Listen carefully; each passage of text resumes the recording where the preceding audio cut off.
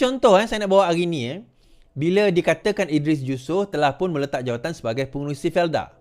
Kan? Dia kata telah meletak jawatan sebagai pengurusi Felda. So selepas baik saya dikatakan meletak jawatan, tiba-tiba tersebar satu poster mengatakan bahawa Teresa Kok dilantik menjadi pengurusi Felda. Saya tengok poster tu pun saya dah tahu palsu. Tetapi yang menyebarkan poster ni tuan-tuan, siapa tuan-tuan? Dia menggunakan nama Ustaz Khalil Yahya. Saya tahu orang PAH ni. Dia nama Ustaz Khalil Yahya. Dia kata apa? Di kawasan Dun Kubu Gajah tempat saya ada Felda hijau.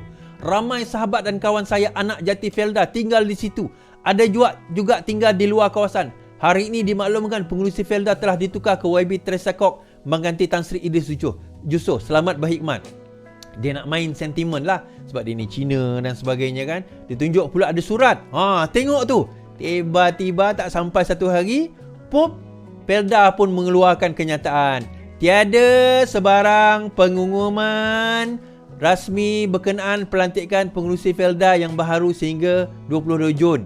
Sebaran poster adalah tidak berkaitan. Nah, kalau kita pergi ke Ustaz Khalil Yahya ni, kita pergi kepada website dia. Ni saya nak tahu. Ustaz Khalil Yahya. Okey, kalau kita pergi ke page dia, dia tulis apa kat sini tuan-tuan? Okey, permohonan maaf secara terbuka. Kan?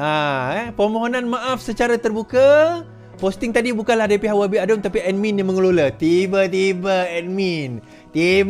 dandan admin tuan-tuan. Kan? Tiba-tiba dandan admin yang mengelola. Itu saya kata fitnah dulu kan.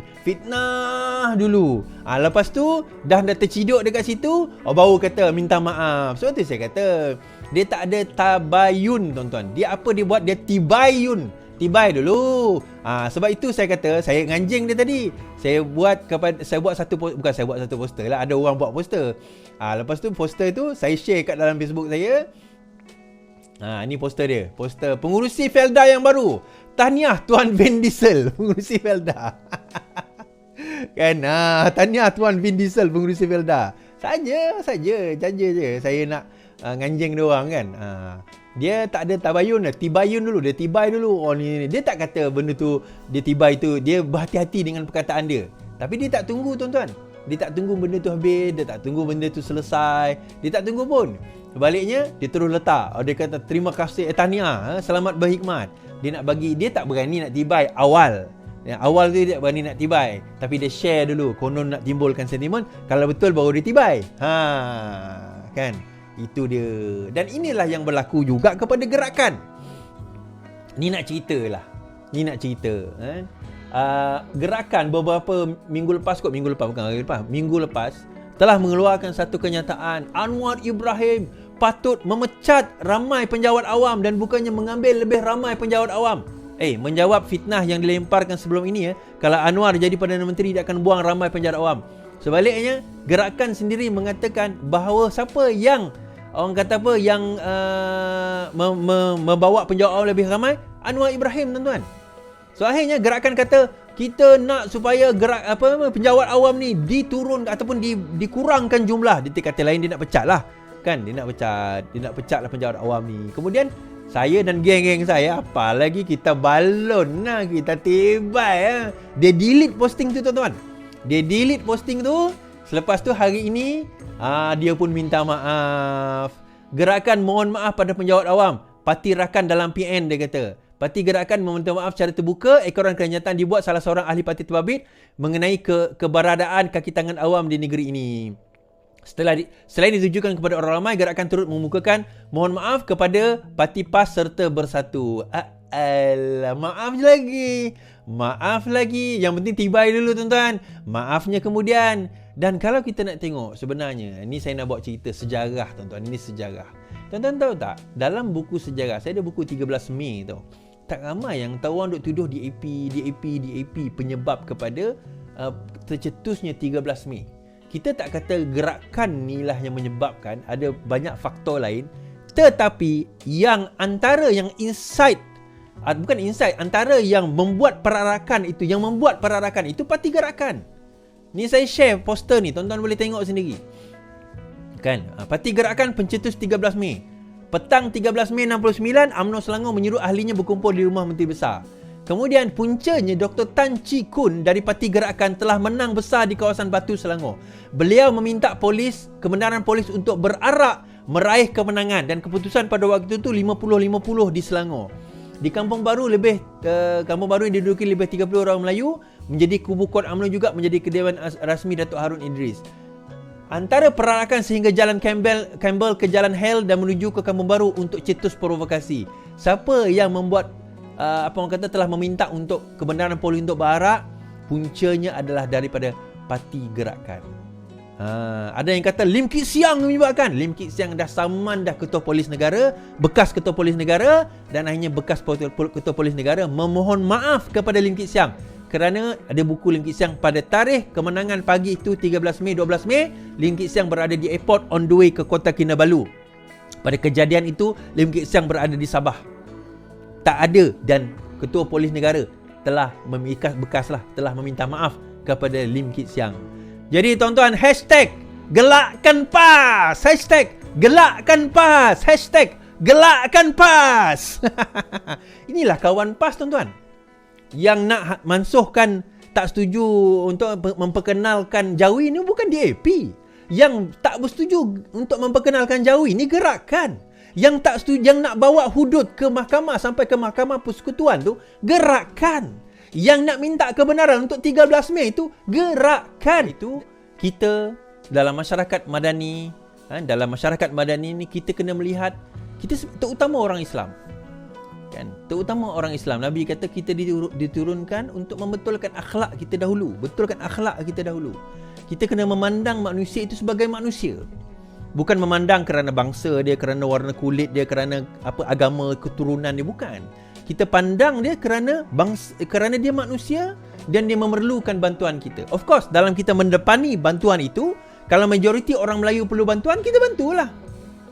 Daripada situ kita akan dapat insya-Allah mengurangkan dan merapatkan jurang kemiskinan di antara kaya dan miskin dan sebagainya. Kita cuba tuan-tuan, benda ni ambil masa. Itu yang perlu kita tahu. Okay? Alright. Baru-baru ini Lokman Adam telah membuat satu kenyataan. Saya tak tahu betul atau tidak lah. Wallahualam, saya tak dengar. Tapi Lokman Adam mengatakan bahawa seolah-olah MIC-MCA ni satu bebanan ke something like that lah. So hari ni MIC mengeluarkan satu kenyataan. MIC cabar Lokman bawa resolusi keluar UMNO dari BN. MIC mencabar Ahli Majlis Tertinggi UMNO, Lokman Adam membawa resolusi mengeluarkan parti komponen itu dari gabungan BN. Ketua Penerangan MIC, R. Tinalan membuat cabaran sedemikian susulan kenyataan Lokman bahawa UMNO tidak perlu memberi layanan istimewa kepada MCA dan MIC yang tidak mampu menarik sokongan China dan India. Jika berat sangatlah beban untuk memikul MIC, berbincanglah dengan Presiden UMNO dan bawalah satu resolusi untuk keluarkan MIC daripada BN. Jangan hanya untuk mendapat perhatian murahan, Lokman ingin mengeluarkan kenyataan sinis. Beliau sendiri tidak mampu menang pilihan raya yang ditandinginya. Ini pula mengata orang lain, katanya. Dia berkata demikian, kita mengulas wawancara yang mengatakan MCA dan MIC perlu membuktikan sokongan pengundi bukan Melayu untuk bertanding dalam PRN yang berlangsung tidak lama lagi, dia kata. Yang akan berlangsung tidak lama lagi. Tetapi sampai bila kita nak pikul biawak itu? Kalau kita ada sahabat yang setia, tak ada masalah. Selama ini mereka kalah 2008 sehingga 2018. Mereka tetap menjadi menteri walaupun tak ada kerusi. Tetapi mereka mengkhianati kita. Kita perlu fikir juga bahawa perlu ada rakan kongsi yang boleh sama-sama saling menyumbang. Takkan kita saja yang sumbang kepada mereka dan mereka tidak menyumbang, kata Lokman dalam wawancara itu. Bagaimanapun, Tinalan mendakwa UMNO adalah punca sokongan pengundi India dan China merosot kepada BN. Sehingga 2007 kami telah menyumbang dengan penuh kepada BN sehingga tindakan beberapa pimpinan UMNO yang telah mengguris sentimen masyarakat India. MIC dilabelkan sebagai hamba UMNO dan parti itu juga tidak mengambil apa-apa tindakan untuk membetulkan keadaan sehingga Najib Razak menjadi Perdana Menteri. Katanya, MIC tidak terkejut dengan kenyataan Lokman yang didakwa sebagai katak politik. Memang susah untuk nak mengharapkan ikatan kekeluargaan yang sama daripada Lokman yang merupakan bekas ahli PKR yang dipecat. Ia agak kelakar apabila katak politik pula yang menunding jari kepada orang lain. Lokman merupakan ahli UMNO dari 91 sebelum bertindak masuk PKR pada 99 sebelum dipecat pada 2004. Dia kembali bersama UMNO pada 2006 sehingga 2020 sebelum dilucutkan keahlian pada Februari 2020. Namun, dia kembali menjadi ahli UMNO pada 30 September 2021 setelah rayuan menyertai UMNO diterima oleh parti. Okey tuan-tuan, bagi saya ini dah alamat UMNO. Saya baca saja, diorang nilai sini dan diorang orang kata aturlah sendiri internal affairs mereka kan. Yang ini saya tak nak campur, saya tak nak cerita, saya turun baca saja. Alright. Now, saya bawa kepada satu topik yang lain, isu 3R. 3R ni apa tuan-tuan? Isu royalty, race, religion. 3 benda ni akan dia hampir-hampir dah nak dimainkan dah dalam PRN nak menghadapi main hampir-hampir. Tapi kita berjaya kekang tuan-tuan. Okey. Makluman kepada tuan-tuan dan puan terbaik puan. Kalau sekiranya ada anda nampak posting-posting video TikTok, video-video yang memaparkan keresahan kaum, agama, bangsa, sama ada contoh dia mengucapkan siapa yang undi PH dan BN maka dia akan masuk neraka. Itu contoh. Contoh yang betul berlaku. Siapa yang mengundi PH dan BN maka dia akan masuk neraka. Maka dialah orang yang fasik, maka dialah orang yang kafir, maka dialah orang yang zalim. Buat laporan polis. Jangan tunggu polis ambil tindakan. Polis tak akan ambil tindakan kalau kita tak buat laporan. Okay? Kalau dia main agama macam tu, kalau dia main bangsa, dia kata macam ni macam tu tentang bangsa kita Melayu, ataupun vice versa lah. Orang bukan Melayu cakap tentang Melayu, atau Melayu cakap tentang bukan Melayu, vice versa. Atau Melayu kutuk Melayu pun sama kan. Tetapi lebih kepada Melayu, maksudnya dua bangsa yang berbeza, buat laporan polis. Satu lagi, laporan dibuat juga kepada aduan SKM, Suruhanjaya Komunikasi dan Multimedia. Okey, tuan-tuan boleh pergi ke carian. Dekat carian itu tuan-tuan boleh search aduan SKMM. Dekat situ ada link, tuan-tuan mengadu direct dekat situ. Capture screen apa yang ditulis tu, tulis, hantar dekat situ aduan tuan-tuan, tindakan akan terus diambil kepada orang itu.